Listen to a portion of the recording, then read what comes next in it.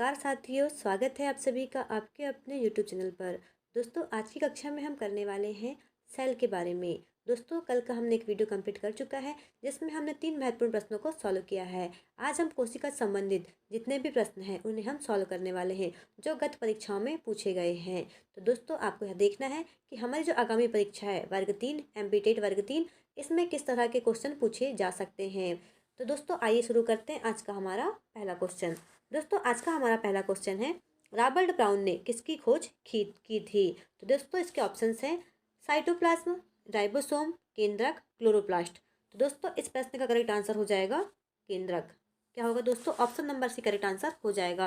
Robert brown ने केंद्रक की खोज की थी, यह आपको बात ध्यान रखनी है।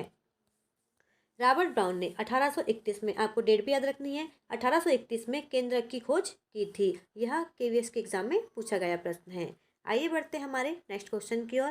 नेक्स्ट क्वेश्चन है हमारा, किस कोशिकांग को सेल का कंट्रोल सेंटर कहा जाता है। तो किस कोशिकांग को सेल का कंट्रोल सेंटर कहा जाता है? इसके ऑप्शन है साइटोप्लाज्म, केंद्रक, माइटोकॉन्ड्रिया, क्लोरोप्लास्ट। करेक्ट आंसर होगा दोस्तों केंद्रक। Option number B correct answer हो जाएगा। केंद्रक को हम कोशिकांग का सेल का कंट्रोल सेंटर कहते हैं। यह कोशिकाओं के सभी कार्यों और विभाजन को नियंत्रित करता है, इस कारण इसे हम सेल का कंट्रोल सेंटर कहते हैं। नेक्स्ट क्वेश्चन है हमारा, किस अंग को सेल का स्कैवेंजर कहते हैं। इसके ऑप्शन है दोस्तों राइबोसोम, माइटोकॉन्ड्रिया, लाइसोसोम, गाल्गिकाय। तो दोस्तों, आपको याद रखना है सेल का स्कैवेंजर हम किसको कहेंगे? ऑप्शन नंबर सी, लाइसोसोम को। सेल का स्कैवेंजर हम लाइसोसोम को कहेंगे। क्यों? क्योंकि यह अपशिष्टों को पचाकर कोशिका की सफाई करता है। तो दोस्तों, कोशिका की सफाई कौन करता है? वह करता है लाइसोसोम। आपको यह बात ध्यान रखनी है। अगला प्रश्न है हमारा, आनुवांशिक पदार्थ DNA किस संरचना में पाया जाता है। इसके ऑप्शन है न्यूक्लियोलस, सेकंड ऑप्शन है गुणसूत्र, थर्ड है साइटोप्लाज्म और फोर्थ है गोल्गी का निकाय। तो दोस्तों, इसका आंसर है गुणसूत्र। करेक्ट आंसर हो जाएगा ऑप्शन नंबर सी, क्योंकि गुणसूत्र केंद्रक में पाए जाते हैं और इनमें ही DNA होता है। तो क्या पूछा है क्वेश्चन में दोस्तों अपने से? इसमें पूछा है कि आनुवांशिक पदार्थ DNA किसकी संरचना में पाया जाता है। तो ये किस संरचना में पाया जाता है? गुणसूत्र की। आइए बढ़ते हैं अगले प्रश्न की ओर। अगला प्रश्न है हमारा, किस अंग में ATP का ऊर्जा का निर्माण होता है। इसके ऑप्शन है माइटोकॉन्ड्रिया, सेकंड ऑप्शन है क्लोरोप्लास्ट, थर्ड है राइबोसोम और फोर्थ ऑप्शन है लाइसोसोम। तो दोस्तों, आपको याद रखना है ATP ऊर्जा का निर्माण कहाँ होता है? यह उसके पावर हाउस, जिसे हम माइटोकॉन्ड्रिया के नाम से जानते हैं। Option number A correct answer हो जाएगा। ATP एडोनसन ट्रिपो ट्राइफोस्फेट, क्या नाम है इसका? एडिसन ट्राइफोस्फेट ऊर्जा का स्रोत है। आपको यहाँ ध्यान रखना है। ATP का वो जो फुल फॉर्म है, यह भी परीक्षा में पूछा जा सकता है। आइए बढ़ते हैं हमारे अगले प्रश्न की ओर। अगला प्रश्न दोस्तों हमारा, कोशिका सिद्धांत के अनुसार सभी जीवित प्राणी किससे बने होते हैं। इसके ऑप्शन है ऊतक से, कोशिका से, अंग से या फिर नाभिक से। तो कोशिका सिद्धांत के अनुसार सभी जीवित प्राणी यह कोशिका से बने होते हैं। Option number C correct answer हो जाएगा। कोशिका सिद्धांत का मूल आधार यही है कि वह कोशिका से बने होते हैं। अगला प्रश्न दोस्तों हमारा, श्वसन की प्रक्रिया किस अंग में होती है। श्वसन की प्रक्रिया राइबोसोम, माइटोकॉन्ड्रिया, क्लोरोप्लास्ट या फिर केंद्रक। तो आपको इस प्रश्न का आंसर याद रखना है, यह होती है माइटोकॉन्ड्रिया में। Option number B correct answer हो जाएगा, क्योंकि यह कोशिका का श्वसन केंद्र होता है। आइए बढ़ते हैं हमारे अगले प्रश्न की ओर दोस्तों। अगला प्रश्न है हमारा, प्रकाश संश्लेषण की प्रक्रिया में किस अंग की सहायता होती है। प्रकाश संश्लेषण की प्रक्रिया किस अंग में होती है। इसके ऑप्शन है माइटोकॉन्ड्रिया, क्लोरोप्लास्ट, राइबोसोम, वैक्यूल। तो इसका करेक्ट आंसर हो जाएगा हमारा chloroplast. Option number B correct answer हो जाएगा, क्योंकि इसकी उपस्थिति के कारण ही यह सूर्य के प्रकाश से अपना भोजन बनाता है। इसमें क्या होता है? क्लोरोप्लास्ट में क्लोरोफिल उपस्थित होता है। आपको यह बात ध्यान रखनी है। अगला प्रश्न दोस्तों हमारा बहुत ही इंपॉर्टेंट क्वेश्चन है, पादप कोशिकाओं में उपस्थित बड़ी वैक्यूल का कार्य क्या है। तो इसका ऑप्शन है प्रकाश संश्लेषण, ऊर्जा संग्रह, जल संग्रह, ऊर्जा उत्पादन या फिर प्रोटीन संश्लेषण। तो दोस्तों, आपको ध्यान रखना है पादप कोशिकाओं में उपस्थित बड़ी वैक्यूल का कार्य होता है जल संग्रह करना। Option number B correct answer हो जाएगा। यह कोशिका का भंडार केंद्र भी कहलाता है। आपको यह बात ध्यान रखनी है। नेक्स्ट प्रश्न हमारा, मानव शरीर की सबसे लंबी कोशिका कौन सी है? मानव शरीर में सबसे लंबी कौन सी कोशिका होती है? रक्त कोशिका, त्वचा कोशिका, तंत्रिका कोशिका जिसे हम न्यूरॉन भी कहते हैं, या फिर मांसपेशी कोशिका। तो दोस्तों आपको याद रखना है, मानव शरीर की सबसे लंबी कोशिका होती है तंत्रिका कोशिका, neuron. Option number C correct answer हो जाएगा। यह शरीर की सबसे लंबी कोशिका होती है जो संदेश ले जाती है। तो option number C correct answer हो जाएगा। अगला प्रश्न है हमारा, किस अंग को कोशिका की डाकघर प्रणाली कहा जाता है? इसके ऑप्शंस हैं माइटोकॉन्ड्रिया, सेकेंड ऑप्शन है गोल्गी निकाय, थर्ड ऑप्शन है राइबोसोम और फोर्थ है लाइसोसोम। तो दोस्तों इसका करेक्ट आंसर हो जाएगा गोल्गी निकाय। क्या हो जाएगा? गोल्गी निकाय। यह डाकघर कहलाता है कोशिका का। Option number B correct answer हो जाएगा। यह संश्लेषित उत्पादकों की पैकेजिंग भी करता है। यह फैक्ट आपको ध्यान रखना है। दोस्तों क्वेश्चन के साथ में हर एक फैक्ट जो आंसर में दिया हुआ है, हर एक फैक्ट आपको याद रखना है। यह परीक्षा में पूछे जा सकते हैं। अगला प्रश्न हमारा, रक्त कोशिका आरबीसी में कौन सा अंग अनुपस्थित होता है? इसके ऑप्शन है दोस्तों केंद्रक, साइटोप्लाज्म, राइबोप्लाज्म या फिर माइटोकॉन्ड्रिया। तो दोस्तों रक्त कोशिका जो आरबीसी होती है, रेड ब्लड सेल, इसमें कौन सा अंग अनुपस्थित होता है? तो इसमें होता है केंद्रक। ऑप्शन नंबर एक करेक्ट आंसर हो जाएगा। आरबीसी परिपक्व अवस्था में केंद्रक नहीं रखती है। नेक्स्ट क्वेश्चन दोस्तों हमारा, कोशिका की सबसे बाहरी झिल्ली को हम क्या कहते हैं? इसके ऑप्शन है साइटोप्लाज्म, कोशिका झिल्ली, केंद्रक या फिर कोशिका भित्ति। तो दोस्तों कोशिका की सबसे बाहरी झिल्ली को हम कोशिका झिल्ली के नाम से ही जानते हैं। कोशिका की बाहरी झिल्ली कोशिका झिल्ली कहलाती है। यह अर्ध पारगम्य होती है जो चयनात्मक पारगम्यता देती है। Option number B correct answer हो जाएगा। आइए बढ़ते हैं आगे अगले प्रश्न की ओर। अगला प्रश्न है हमारा, किस प्रकार की कोशिकाएं बहुकोशिकीय होती हैं? इसके ऑप्शन है जीवाणु, अमीबा, मनुष्य, वायरस।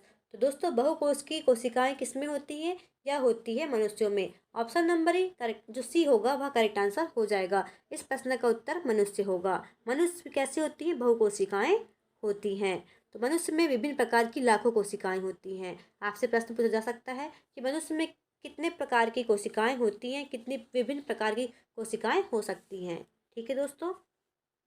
नेक्स्ट प्रश्न हमारा, डीएनए के द्विगुणी कुंडली की खोज किसने की है? इसके ऑप्शन है स्वान एंड स्लाइडन, सेकंड ऑप्शन है रॉबर्ट हुक, थर्ड है वाटसन और क्रिक और फोर्थ है डार्विन और लैमार्क। इस प्रश्न का सही आंसर हो जाएगा वाटसन एवं क्रिक। इन्होंने डीएनए की संरचना को स्पष्ट किया है। तो डीएनए की खोज किसने की थी? तो वाटसन और क्रिक ने की थी। Option number C correct answer हो जाएगा। आइए बढ़ते हैं हमारे अगले प्रश्न की ओर दोस्तों। अगला प्रश्न हमारा, किस जीव की सबसे छोटी संरचनात्मक व क्रियात्मक इकाई क्या है? किसी भी जीव की सबसे छोटी संरचना व क्रियात्मक इकाई क्या है? इसके ऑप्शन हैं ऊतक, अंग, कोशिका या फिर प्रणाली। तो इसका करेक्ट आंसर हो जाएगा दोस्तों कोशिका। किसी भी जीव की सबसे छोटी संरचनात्मक व क्रियात्मक इकाई होती है कोशिका। यही जीवन की मूल इकाई होती है दोस्तों। आपको यह बात ध्यान रखनी है। आइए बढ़ते हमारे अगले प्रश्न की ओर। अगला प्रश्न हमारा, रॉबर्ट सबसे पहले किसने बताया था कि सभी जीव कोशिकाओं के बने होते हैं? इसके ऑप्शन हैं रॉबर्ट हुक, सेकंड ऑप्शन है स्लाइडन एवं स्वान, थर्ड है चार्ल्स डार्विन और फोर्थ ऑप्शन है गैलीलियो। तो दोस्तों सबसे पहले स्लाइडन एवं स्वान के द्वारा बताया गया था कि सभी जीव कोशिकाओं से बने होते हैं। Option number B correct answer हो जाएगा। इन्होंने ही कोशिका सिद्धांत का प्रतिपादन दिया है। तो कोशिका सिद्धांत किसने दिया है? तो स्वान व स्लाइडन के द्वारा यह सिद्धांत दिया गया है। आपको यह बात ध्यान रखनी है। यह हमारे एमपीटेट परीक्षा 2019 हुई थी, तब इस प्रश्न को पूछा गया था बायोलॉजी के पेपर में। आइए बढ़ते हैं हमारे अगले प्रश्न की ओर। अगला प्रश्न है हमारा, लाइसोसोम में कौन से एंजाइम पाए जाते हैं? डाइजेस्टिक एंजाइम, सेकंड है एटीपी, थर्ड है क्लोरोफिल और फोर्थ ऑप्शन है प्रोटीन। तो इसका करेक्ट आंसर हो जाएगा, एंजाइम पूछा है तो एक ही एंजाइम दिया हुआ है इसमें, डाइजेस्टिव एंजाइम। यह अंगक अपघटन कार्य करता है। लाइसोसोम जो होता है वह अपघटन का कार्य करता है। डाइजेस्टिव एंजाइम करेक्ट आंसर हो जाएगा option number A. Next question है हमारा, किस अंगक में स्वयं का डीएनए पाया जाता है? इसके ऑप्शन है हमारे पास में माइटोकॉन्ड्रिया, साइटोप्लाज्म, राइबोसोम या फिर न्यूक्लियोलस। तो दोस्तों इसका करेक्ट आंसर हो जाएगा माइटोकॉन्ड्रिया। माइटोकॉन्ड्रिया को हम इसे अर्ध स्वायत्त अंगक भी कहते हैं। स्वयं का डीएनए कहाँ पाया जाता है? यह माइटोकॉन्ड्रिया में पाया जाता है। ऑप्शन नंबर एक करेक्ट आंसर हो जाएगा मित्रों। आइए बढ़ते हैं हमारे अगले प्रश्न की ओर। अगला प्रश्न है हमारा, कोशिका झिल्ली किस प्रकार की होती है? तो अभी तक के क्वेश्चन हमने 2 दिन सॉल्व कर चुके हैं, जिसमें हमने बताया था कि कोशिका कैसी होती है। तो इसका जो आंसर है आपको कमेंट करके हमें बताना है। इसके ऑप्शंस दिए हुए हैं, पारगम्य, अर्धपारगम्य, अपारगम्य या फिर दोहरी। तो इसका करेक्ट आंसर जो भी बताएगा वह कमेंट में बताएगा। आइए बढ़ते हैं हमारे अगले प्रश्न की ओर। अगला प्रश्न है हमारा, मानव शरीर की कौन सी कोशिका सबसे अधिक संख्या में पाई जाती है? इसके ऑप्शंस हैं आरबीसी, तंत्रिका कोशिका, मांसपेशी कोशिका और फोर्थ ऑप्शन है हमारे पास में त्वचा कोशिका। तो दोस्तों सबसे अधिक जो कोशिकाएं हैं अधिक संख्या में पाई जाती हैं वह कौन सी हैं? तो उसके करेक्ट आंसर हो जाएगा आरबीसी। ऑप्शन नंबर जो ए है वह करेक्ट आंसर हो जाएगा। रेड ब्लड सेल बहुत अधिक मात्रा में शरीर में पाई जाने वाली कोशिकाएं हैं। नेक्स्ट क्वेश्चन है हमारा, निम्नलिखित में से कौन सी संरचना सभी कोशिकाओं में पाई जाती है? इसके ऑप्शंस हैं क्लोरोप्लास्ट, केंद्रक, कोशिका झिल्ली, कोशिका भित्ति। तो सभी कोशिकाओं में पाई जाने वाली बाहरी झिल्ली, जिसे हम कोशिका झिल्ली के नाम से जानते हैं, तो यह पाई जाती है। यह सभी प्रकार की कोशिकाओं में उपस्थित होती है और ये कोशिकाओं को ढांचा प्रदान करती है। तो इसका करेक्ट आंसर हो जाएगा कोशिका झिल्ली। आइए बढ़ते हैं अगले प्रश्न की ओर। अगला प्रश्न है हमारा, निम्नलिखित में से किस अंगक का कार्य प्रोटीन को संशोधित करना है? Chloroplast, ribosome, endoplasmic reticulum, fourth option है लाइसोसोम। तो दोस्तों किस अंग का कार्य है प्रोटीन को संशोधित करना? तो यह है endoplasmic reticulum. Option number C correct answer हो जाएगा। रफ ईआर प्रोटीन को संशोधित कर उन्हें ट्रांसपोर्ट करता है। Option number C correct answer हो जाएगा। अगला प्रश्न है हमारा, डीएनए और आरएनए दोनों किस अंग के होते हैं? इसके ऑप्शन है माइटोकॉन्ड्रिया, राइबोसोम, क्लोरोप्लास्ट या फिर वैक्यूम। तो दोस्तों करेक्ट आंसर हो जाएगा माइटोकॉन्ड्रिया। माइटोकॉन्ड्रिया इन्हें हम अर्ध स्वायत्त अंगक भी कहते हैं, क्योंकि इसमें डीएनए और आरएनए दोनों उपस्थित होते हैं, इसलिए option number A correct answer हो जाएगा। दोस्तों हमारा कोशिका भित्ति किस प्रकार की कोशिकाओं में पाई जाती है? इसके ऑप्शंस हैं जंतु कोशिका, पादप कोशिका, आरबीसी या फिर तंत्रिका कोशिका। तो दोस्तों कोशिका भित्ति किस में होती है? यह होती है पादप कोशिकाओं में। यह पादप कोशिका की कठोरता और सुरक्षा प्रदान करती है। तो कोशिका भित्ति जो होती है वह पादप कोशिकाओं में पाई जाती है। आइए बढ़ते हैं हमारे अगले प्रश्न की ओर। दोस्तों अगला प्रश्न है हमारा, किस अंग के प्रकाश में पकड़ने की क्षमता होती है? किस अंग में प्रकाश को पकड़ने की क्षमता होती है? इसके ऑप्शन है माइटोकॉन्ड्रिया, क्लोरोप्लास्ट, वैक्यूम या फिर लाइसोसोम। तो दोस्तों इसका करेक्ट आंसर हो जाएगा क्लोरोप्लास्ट। इसमें क्लोरोफिल नामक वर्णक होता है जो प्रकाश को अवशोषित करता है, जिससे वह क्या करता है, सूर्य के प्रकाश में वह भोजन का निर्माण करता है। आइए बढ़ते हैं हमारे अगले प्रश्न की ओर। अगला प्रश्न है हमारा, कोशिका झिल्ली का कार्य क्या है? इसके ऑप्शन है ऊर्जा उत्पन्न करना, आरएनए बनाना, चयनात्मक प्रवेश को नियंत्रित करना या फिर प्रकाश संश्लेषण। तो कोशिका झिल्ली का क्या कार्य होता है? जिसका कार्य है चयनात्मक प्रवेश को नियंत्रित करना। Option number C correct answer हो जाएगा। यह अर्धपारगम्य झिल्ली होती है और इसमें केवल कुछ अणुओं को ही यह अंदर आने देती है। तो option number C correct answer हो जाएगा। नेक्स्ट क्वेश्चन है हमारा, किस अंग को सक्रिय केंद्र कहा जाता है? इसके ऑप्शन है हमारे पास में राइबोसोम, माइटोकॉन्ड्रिया, केंद्रक या फिर साइटोप्लाज्म। तो दोस्तों इसका करेक्ट आंसर हो जाएगा ribosome. Option number A correct answer हो जाएगा दोस्तों, क्योंकि इसमें हम प्रोटीन निर्माण की प्रक्रिया को यह सक्रिय होता है, इसलिए इसे सक्रिय केंद्र भी कहते हैं। राइबोसोम को हम सक्रिय केंद्र की व्याख्या देते हैं। आइए बढ़ते हैं अगले प्रश्न की ओर।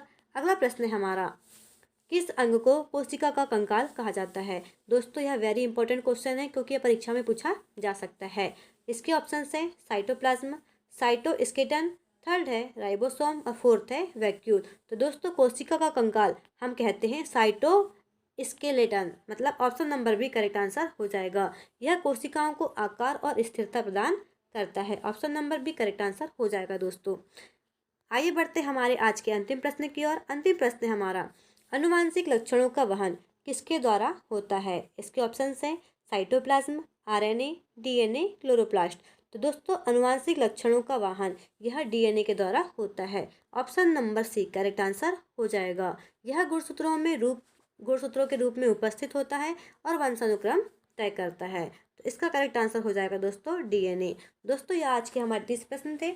जिसने हमारी जो पहली कक्षा है देखा नहीं है तो जाके अवश्य देखें, ताकि आपकी कोशिका संबंधी जितने भी प्रश्न है कॉन्सेप्ट है अच्छे से क्लियर हो जाए। क्योंकि दोस्तों कोशिका टॉपिक हमारे वर्ग 3 के सिलेबस में दिया हुआ है और यह बहुत ही इंपॉर्टेंट टॉपिक है, जिसमें जंतु कोशिका और पादप कोशिका से महत्वपूर्ण प्रश्न पूछे जा सकते हैं। इसलिए आप देखना ना भूलें। और दोस्तों हमारे चैनल को लाइक और सब्सक्राइब अवश्य करें, ताकि अगला वीडियो आपको जल्दी से प्राप्त हो सके। मिलते हैं बहुत जल्द अगले वीडियो में। धन्यवाद।